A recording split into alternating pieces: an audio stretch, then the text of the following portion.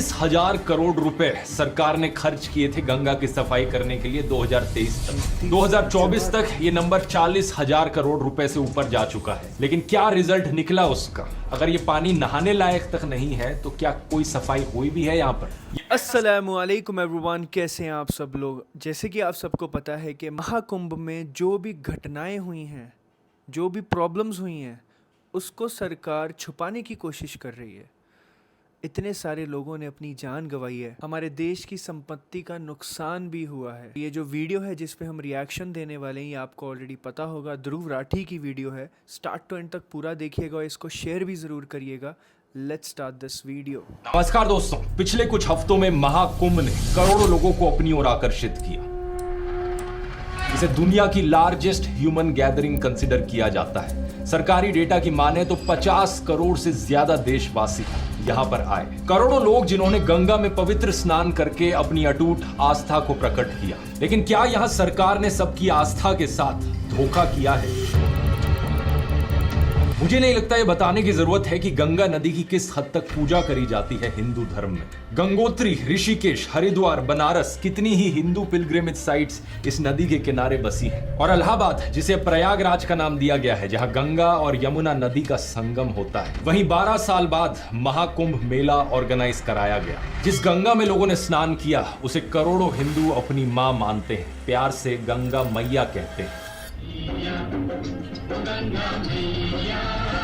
लेकिन इसी गंगा मैया के पानी को कितना प्रदूषित रखा है सरकार ने, और किस हद तक गई है सरकार इस सच को छिपाने के लिए, इस सच को दबाने के लिए, ये जानकर आप भी दंग रह जाएंगे। ये सुनने के बाद शायद आप भी कहेंगे कि ये सही मायनों में करोड़ों लोगों की आस्था के साथ खिलवाड़ है। गंगा नदी का पानी संगम में पीने लायक तो छोड़िए, डुबकी लगाने लायक भी सेफ नहीं है। और ये बात मैं नहीं कह रहा, कोई ऑपोजिशन पार्टी नहीं कह रही, और ना ही कोई फॉरेन फंडेड एनजीओ कह रहा है। ऐसा कहना है सरकार के ही सेंट्रल पोल्यूशन कंट्रोल बोर्ड का, शॉर्ट में कहा जाए सीपीसीबी। ये एक एजेंसी है जो सरकार की ministry of environment and forest के अंडर आती है। किसी पानी को पीना या पानी के अंदर जाना कितना सेफ है, इसे मेजर करने के लिए 2-3 तरीके होते हैं। एक तरीका है BOD, full form biological oxygen demand. ये एक नंबर है जो बताता है कि एरोबिक माइक्रो ऑर्गेनिजम्स को किसी भी पानी में मौजूद ऑर्गेनिक मैटर को तोड़ने के लिए कितनी ऑक्सीजन चाहिए। अगर पानी के बीओडी लेवल्स बहुत ज्यादा हैं तो इसका मतलब इस पानी के अंदर ऑर्गेनिक मटेरियल जैसे कि सीवेज, कचरा, food waste, decaying plant matter ये बहुत ज्यादा है। इन ऑर्गेनिक सब्सटेंसेस को ब्रेक डाउन करने के लिए ऑक्सीजन की जरूरत होती है, और अगर ये ज्यादा होंगे तो ऑक्सीजन की कंजम्पशन भी ज्यादा होगी और पानी में खुद ऑक्सीजन की कमी होगी। सीधे तौर पर कहा जाए तो जितनी ज्यादा कम बीओडी वैल्यू है उतना ही ज्यादा साफ पानी है। पीने के पानी में आइडियली बीओडी 0 मिलीग्राम्स पर लीटर होना चाहिए, लेकिन सीपीसीबी का कहना है कि अगर ये 1 मिलीग्राम पर लीटर से कम होगा तो भी पानी पीने लायक है, चलता है। नहाने के लिए बीओडी 3 मिलीग्राम पर लीटर से कम होना चाहिए। लेकिन सीपीसीबी का डेटा बताता है कि 13 जनवरी 2025 को जब महाकुंभ शुरू हुआ तब संगम पर बीओडी लेवल 3.94 मिलीग्राम पर लीटर था। ऑलरेडी ज्यादा था ये 3 से। 16 जनवरी को संगम में बीओडी 5.09 मिलीग्राम पर लीटर था, यानी लिमिट से लगभग 2 गुना। 24 जनवरी को ये 4.08 मिलीग्राम पर लीटर और 19 5.29 मिलीग्राम पर लीटर।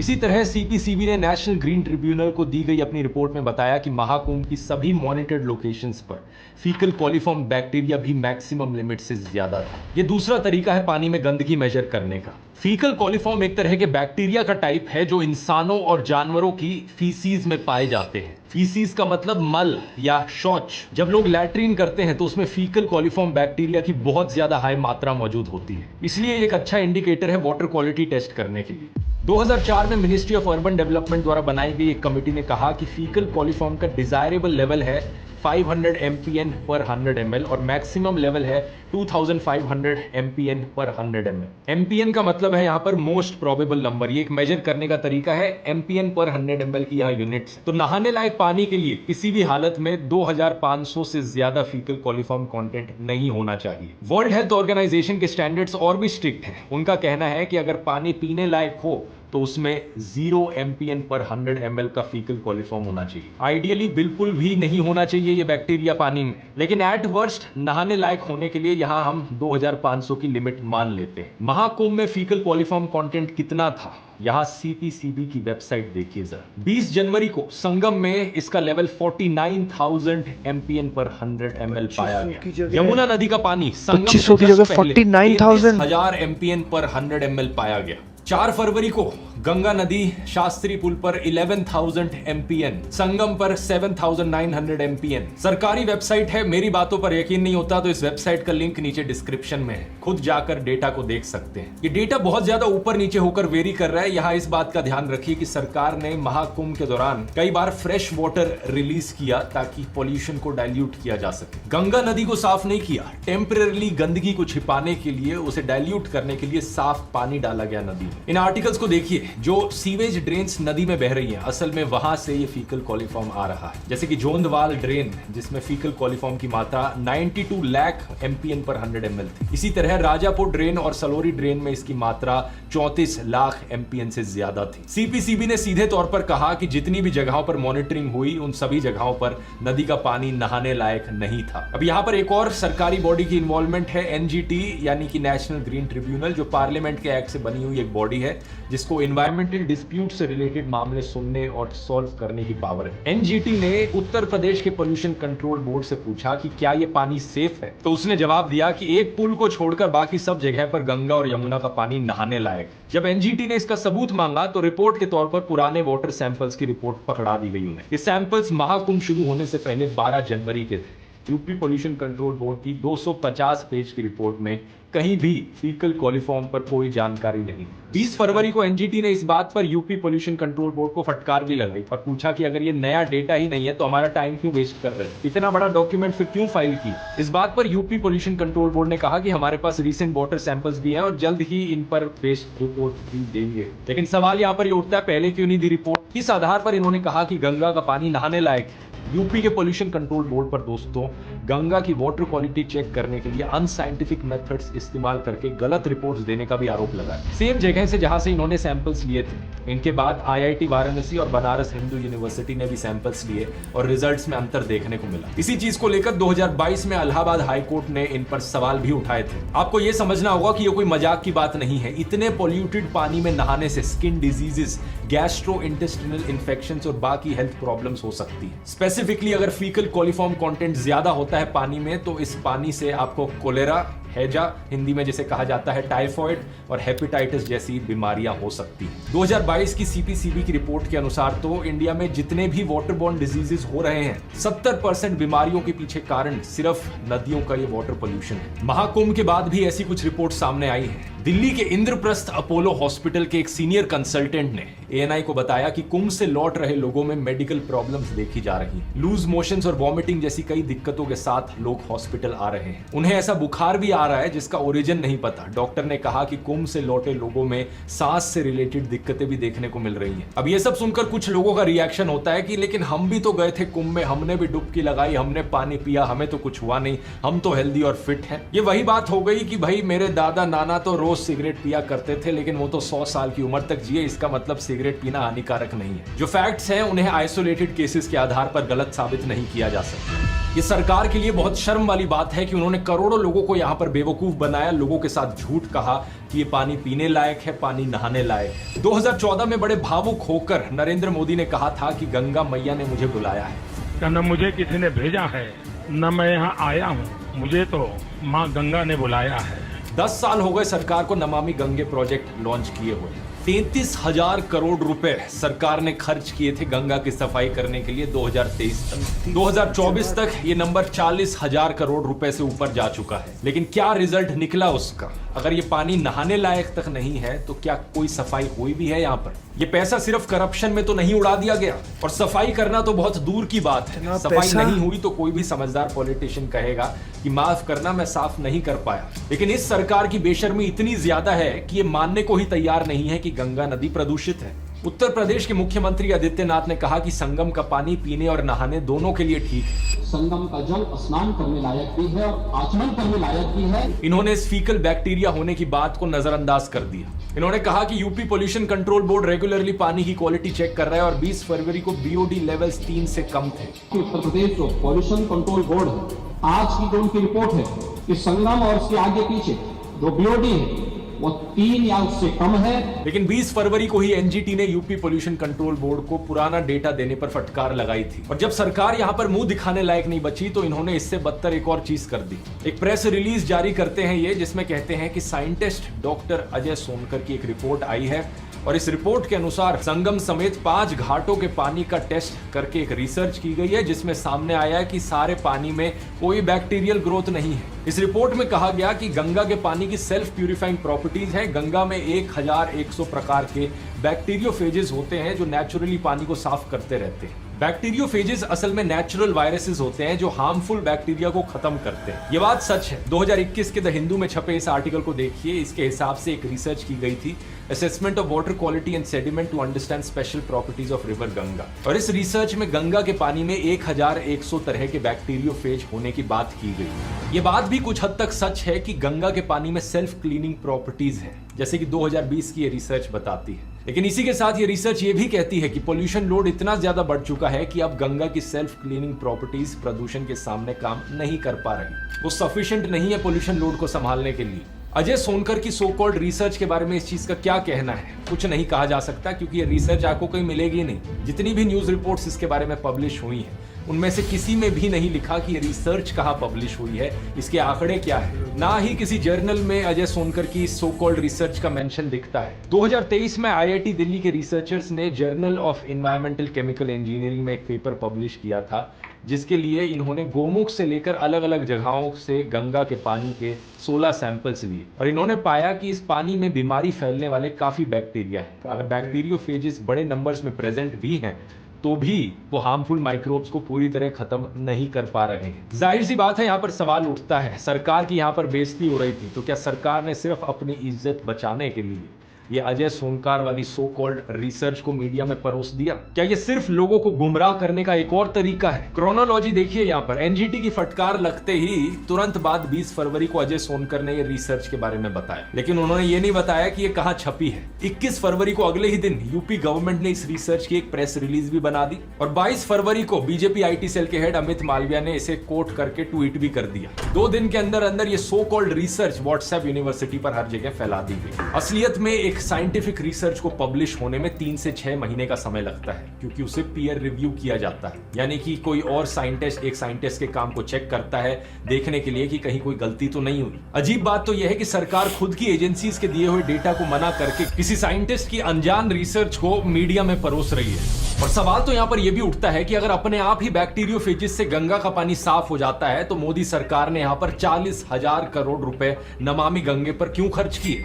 सच बात तो यह है कि सरकार पूरी तरीके से अपने काम में असफल रही है और अपनी नाकामी छिपाने के बहाने ढूंढ रही है। जनवरी 2023 में सीपीसीबी के डेटा में सामने आया था कि गंगा में 70% जगहों पर फीकल कोलिफॉर्म का लेवल मैक्सिमम लिमिट से ज्यादा था। फैक्ट्री से निकलने वाली सीवेज और गंदे नाले गंगा में बह रहे हैं। गंगा को साफ करने की डेडलाइन बार बार बदलती रही है। पहले 2020 तक कहा था गंगा साफ करेंगे, नहीं हुई। फिर कहा 2022 तक, नहीं हुई। अब टारगेट रखा है 2026 तक और मेरी मान लो, लिख कर ले लो, 2026 तक भी गंगा साफ नहीं होने वाली है। क्योंकि किसी भी प्रॉब्लम को सॉल्व करने के लिए पहले मानना जरूरी है कि यहाँ पर एक प्रॉब्लम एग्जिस्ट करती है। ये सरकार मानने को ही तैयार नहीं है कि प्रॉब्लम है। 40 से 50 करोड़ के बीच में लोगों को वहाँ पर स्नान कराया जा रहा है। कहा जा रहा है कि हमने बहुत सारी व्यवस्था कर दी, पूरे विश्व में डंका पीटा जा रहा है, लेकिन जो मूल आवश्यकता थी लोगों को स्नान के लिए शुद्ध गंगा यमुना की धारा का जल, वो व्यवस्था तो नहीं हो पाई। बस ऊपर ऊपर से दिखावे किए जाते हैं लोगों को बेवकूफ बनाने के लिए। बहुत से लोगों को अभी भी लगता है कि नरेंद्र मोदी चीफ मिनिस्टर थे गुजरात के, उन्होंने साबरमती रिवर को साफ कर दी। ये साबरमती रिवर फ्रंट की इमेजेस दिखाई जाती हैं, ये देखो कितना साफ सुथरा है। ये देखो कुछ किलोमीटर तक कंक्रीट लगाकर सजावट कर दी। इसका मतलब ये नहीं कि नदी साफ हो गई है। 2023 का ये न्यूज आर्टिकल देख लो। साबरमती नदी आज के दिन तक देश की सेकंड मोस्ट पोल्यूटेड रिवर है। इसमें बीओडी लेवल 345 मिलीग्राम पर लीटर तक देखा गया है। नदियां साफ करनी है तो फैक्ट्रियों से आने वाले पोल्यूशन को रोकना होता है, लेकिन वो तो रोकना नहीं है क्योंकि कंपनियां चंदा देती हैं। जीडी अग्रवाल जो आईआईटी कानपुर के प्रोफेसर रहे थे और जो बाद में संन्यास लेकर स्वामी ज्ञान स्वरूप सानंद बन गए, उन्होंने अपनी पूरी जिंदगी गंगा नदी के लिए लगा दी। ये उन्हीं के प्रयास की वजह से था कि गंगा को नेशनल रिवर का दर्जा मिला। 2018 में 86 इयर्स की एज पर उन्होंने गंगा को बचाने के लिए 111 दिन का अनशन किया। प्रधानमंत्री नरेंद्र मोदी को बार बार चिट्ठी लिखी कि प्लीज मेरी बात सुन लो, गंगा को हमें बचाना है, लेकिन सरकार की तरफ से कोई जवाब नहीं आया। खुद को मां गंगा के बेटे कहने वाले नरेंद्र मोदी के मुंह पर ताला लगा रहा और आखिर में जाकर 111 दिन के बाद जब उनकी मौत हो गई तब जाकर वो ट्वीट करते हैं। इस तरीके से असली साधु संतों को ट्रीट किया जाता है इनके द्वारा। और फ्रॉड्स की बात करी जाए तो फ्रॉड को तो भाई आओ स्टेज पर गले मिलो उनसे। कभी आसाराम बापू जैसे बलात्कारियों से स्टेज पर मिलके उनके साथ खड़े होते थे, तो आज धीरेन्द्र शास्त्री जैसे ढोंगियों के साथ स्टेज पर खड़े होके उन्हें अपना छोटा भाई कहते हैं। मेरे छोटे भाई धीरेन्द्र शास्त्री जी, जितने नमूनों के साथ फोटो खिंचवानी है खिंचवा लो, लेकिन असली साधुओं के लिए कोई रिस्पेक्ट नहीं है। धर्म के नाम पर नफरत फैलानी हो तो बुला लेना इन्हें, लाइन में सबसे आगे खड़े हुए मिलेंगे। कुछ 2-3 बॉलीवुड प्रोपेगेंडा फिल्मों का प्रचार करना हो वो भी कर दिया जाएगा, लेकिन जहां पर करोड़ों हिंदुओं की आस्था का सवाल है, जहां पर गंगा मां का सवाल है, वहां पर आपकी आस्था के साथ धोखा किया जाएगा। बोलो गंगा माता की देश में सभी लोग जितनी जल्दी इस चीज को समझ जाएं उतना ही देश के लिए बेहतर है। और अगर आपको गंगा में स्नान करना है तो ऋषिकेश में जाकर कीजिए। सिर्फ उसी पॉइंट तक गंगा का पानी नहाने लायक है, पीने लायक है। ये चीज आप सरकार की खुद की वेबसाइट पर देख सकते हैं। हरिद्वार से लेकर कानपुर तक फिर भी ठीक ठाक हालत है, लेकिन कानपुर के बाद तो सही में पोल्यूशन हद से ज्यादा बढ़ जाता है। इस वीडियो को शेयर कीजिए ताकि ज्यादा से ज्यादा लोगों तक सच्चाई पहुंचे। नहीं तो ज्यादा साल इंतजार किया तो कुछ सालों बाद ये पोल्यूशन बोर्ड वालों का भी मुंह बंद करवा देंगे। अभी के लिए इतना ही। ये वीडियो पसंद आया तो ये वाला वीडियो भी जरूर देखना यहाँ क्लिक करके। कुछ और ऐसे हार्ड फैक्ट्स बताए हैं जो ये लोग नहीं चाहते आप तक पहुंचे। बहुत बहुत धन्यवाद। अरे यार, इतना बड़ा धोखा करते हैं ना, मतलब सरकार हमारी और हमारे देश की जनता, भोली भाली जनता, जिनको ये धर्म के नाम पे बांटते हैं। धर्म के नाम पे देखो, मैंने इतना ज़्यादा नोटिस किया है कि हमारी जो सरकार है वो कभी भी मुद्दों की बात नहीं करेंगे। वो कभी भी इस चीज़ की बात नहीं करेंगे कि हमारे देश में एयर पोल्यूशन इतना ज़्यादा है, रिवर पोल्यूशन इतना ज़्यादा है, हमारे देश में अनएम्प्लॉयमेंट बढ़ रहा है, उसके लिए हम कुछ काम करें। हमारे देश से इतनी बड़ी जो कंपनीज़ हैं जिन्होंने इन्वेस्ट किया था, जो फॉरेन कंपनीज़ हैं, वो हमारे देश से वापस जा रही हैं, उसके बारे में कभी बात नहीं करते। हमारे देश में आए दिन बलात्कार हो रहा है, औरतों के साथ गलत काम हो रहा है, उसके बारे में कोई बात नहीं करते। हमारे देश में औरतों की सेफ्टी खतरे में है आज की डेट में। हाल ही में आज पुणे के इतने क्राउडेड बस स्टैंड पे, हमारे शहर के इतने क्राउडेड बस स्टैंड पे एक औरत को बहला फुसला के, उसको एक खाली बस में अंधेरे में, उसको रात के अंधेरे में खाली बस में उसको चढ़ा के उसके साथ गलत काम किया। उसके बारे में बात नहीं करते। हमारे देश में 8 महीने की बच्ची से लेके बूढ़ी औरत तक उनके साथ गलत काम होते हैं, उसके बारे में बात नहीं करते। हमारे देश का इंफ्रास्ट्रक्चर, हमारे देश की रोड्स, इतने गड्ढे हैं, इतना ज़्यादा करप्शन है, उसके बारे में बात नहीं करते। हमारे देश में इतना ज़्यादा टैक्स वसूला जाता है एक आम आदमी से, हर चीज़ के ऊपर। घर खरीदना है, कार खरीदनी है, आपको कहीं से कुछ भी खाना है, हर जगह पे टैक्स देना आपको, उसके बारे में बात नहीं करते। बात किसके बारे में करते हैं? आप मुसलमान हो, हिंदुओं के बारे में, मुसलमानों के बारे में, दैट्स ऑल। पाकिस्तान के बारे में, दैट्स ऑल। हमारे देश के अंदर जो इतने बड़े नक्सली हमले होते हैं, मणिपुर देख लो आप, और जितना भी नॉर्थ ईस्ट है आप वहाँ पे देख लीजिए, आपको तो ये पता भी नहीं होगा। हमारे देश के अंदर ही एक ऐसी सिटी है, जब हमारा देश ये इंडिपेंडेंस डे मना रहा था, वो हमारे देश के अंदर रह के हमारे देश से आज़ाद होने का इंडिपेंडेंस डे मना रहे हैं। उसी सेम डे 14 अगस्त को उनका एक अपना पार्लियामेंट है, उनका एक अपना प्राइम मिनिस्टर है, उनके बारे में कुछ नहीं करते। पर इनको करना किसके बारे में? कश्मीर के बारे में बात करनी है इनको। इनको किसके बारे में बात करनी है? मुसलमानों के बारे में बात करनी है। बट ये हमारे देश के अंदर जो हो रहा है उसके बारे में बात नहीं करते। चाइना कितनी हद तक आगे आ चुका है उसके बारे में बात नहीं करते। चाइना कितना आगे जा चुका है उसके बारे में बात नहीं करते। चाइना कहाँ तक जा चुका है उसके बारे में बात नहीं करते। हमारे देश की यंग जनरेशन को कितना ज़्यादा ब्रेन वॉश कर दिया है, उनको नकारा बना दिया है, उनको सही काम से दूर कर दिया है, उसके बारे में कभी बात नहीं करते। किसके बारे में बात करते हैं? आप एक हिंदू हो, आप एक मुसलमान हो, दैट्स इट। हिंदू मुसलमान, दैट्स ऑल, नथिंग एल्स। अल्लाहु अकबर। आई रियली विश के हमारे देश के लोग समझ जाएं, बिकॉज़ ये हमारे देश के लोगों की गलतियाँ हैं। क्योंकि वो अगर नहीं सुधरेंगे, वो नहीं मानेंगे इस चीज़ को, वो नहीं समझेंगे, तो ऐसा ही होगा। सीधी सी बात है। अस्सलामु अलैकुम रहमतुल्लाहि व बरकातुहू।